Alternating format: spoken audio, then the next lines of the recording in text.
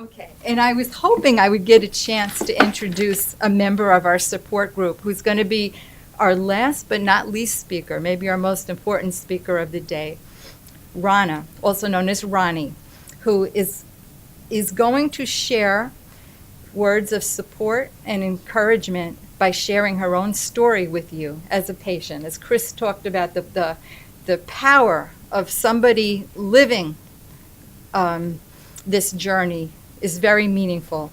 So may I have you come up, Ronnie? Okay. I've always told my children that everything in life is a lesson. Cancer has changed my perspective on life. It has taught me so much, emotionally, physically, and spiritually. I thought I knew who I was. I thought I knew what was important. But when cancer becomes a part of your life, that perspective changes. What was important then is no longer at the top of your list. You change. Your eyes see the world differently. The colors are more vivid. Your touch becomes more gentle. Your body becomes more familiar, and your mind is forever altered. You become a more compassionate person, and yet the biggest lesson is not to let yourself become the cancer. I guess I should tell you a little about myself. To begin, my most important role in life has been as a mom. I have 3 beautiful daughters and 7 terrific grandchildren.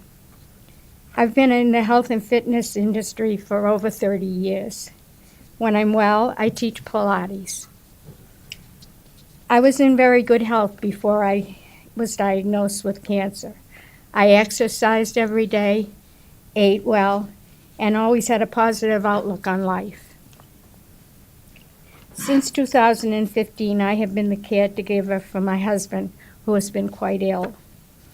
In October of 2017, I started not feeling myself. My primary care doctor said it was all stress-related. In January, I had terrible pain in my ribs and my arm, so I went to my surgeon to see if there was a problem with what I call my bionic arm. I have 2 plates and 9 screws in it. His diagnosis was costochondritis, and he prescribed physical therapy and heat. In February, I was diagnosed with stage 4 lung cancer, metastatic to bone. The largest tumor was on my left second rib. I had sizable tumors on my right femur, fibula, and hip. They also found a tumor in my brain. There is a considerable lymph node involvement, and there are many other smaller tumors. Thankfully, I got to Dr. Chichoa, and he worked his magic. Fast-tracked all the testing and the appointments with the other doctors who were taking care of me. Then he immediately started treatment. The first week I was given radiation every day. They targeted my left rib and my right leg. I also had gamma knife radiosurgery on the brain tumor. The next week I started chemotherapy. I was given platinum and Alimta. The second treatment, Dr. Chichoa took away the platinum because I was having ringing in my ears. He added Keytruda even though I did not have the markers for it. I've been given Alimta and Keytruda every 3 weeks since then. Every 2 or 3 months I have scans, and each time the results have been the same. Sizable shrinkage in the large tumor and shrinkage in the lymph nodes and smaller tumors. No new metastases. I've also had MRIs of the brain, and the last one showed that the tumor was all shrunken up. On this cancer journey, I feel my reactions are not what I would expect of myself.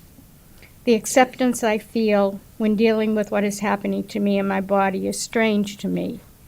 I don't like what is happening, and I wish it was different, but my reaction is to fight.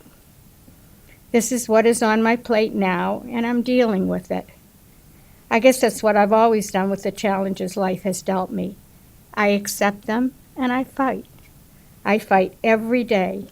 I get up in the morning in a great deal of pain. I do a half an hour to an hour of exercise. I do massage and acupressure, which, by the way, I'm studying. I use a lot of arnica, a homeopathic gel that's used to relieve pain, to get myself moving. I do many things in addition to the traditional treatments I'm receiving at the Cancer Center. Some of them my daughters call Mom's Voodoo. I take Chinese herbs, CBD oil, and anything that comes along and that Dr. Chichoa approves of. I also do energy medicine and Qigong exercises, and of course, Pilates. I'm getting acupuncture and osteopathic manipulation, which includes craniosacral therapy. I meditate and use two ancient Chinese tools, a jade roller and a jade guasha, both used to move lymph and detoxify the body. I'm for most part eating a plant-based whole foods diet. Two of the most important parts of my healing have been my family and the lung cancer support group. My daughters have come to support me, be it for my testing and my treatments or just to take me for some retail therapy. They don't live close by and have to travel for hours to be with me. My oldest daughter, who is herself battling her second bout of breast cancer, is able to explain all the tests and treatments. She shows me the way and eases my fears. The second part is the lung cancer support group. I'm usually not a group person, I'm sort of a loner, but I decided to join this group and it has been so very beneficial. It helps me learn about cancer and how other people in the group live and deal with their cancer journey. It is an invaluable tool in my fight. I will win this battle I'm fighting. I have so much to be thankful for. My family, my friends, and the wonderful team I have here at NYU. This is my war cry. I am a warrior. I am a winner. I am energized, I am healthy, and I feel great.